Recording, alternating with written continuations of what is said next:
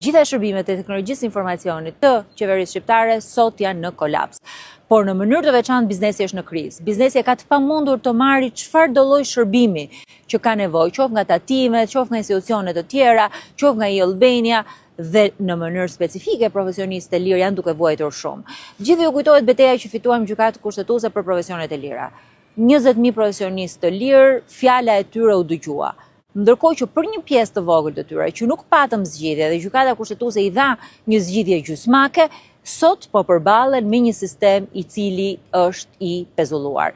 Çfarë ndodh praktikisht? Gjithë profesionistë e lirë që shkojnë ke sistemi self-care për të marrë një faturë, për të gjeneruar një faturë, për të llogaritur kostot e tyre, për të pasur një analizë në fund të ditës të punës tyre kanë të pamundur. Tani imagjinoni një profesionist lirë që është një biznes i vogël që nga mëngjesi në darkë ropatet për të marrë qoftë edhe një faturë të vetme dhe ka të pamundur që ta bëjë këtë në sistem. Këto janë biznese që kanë paguar taksa, këto janë tatim pagues të rregullt të Republikës së Shqipërisë.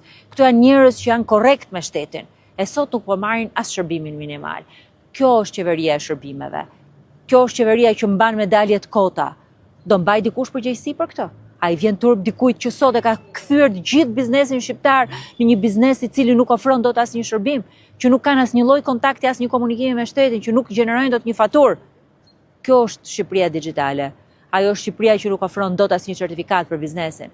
E mos harrojmë që këto biznese janë duke paguar taksa të rritura, çmime të kripura, që deri dje i blenin me një blok për 100 lekësh, sot paguajnë fatura shumë të larta fiskalizimit. Qeveria shqiptare jep vetëm error 404.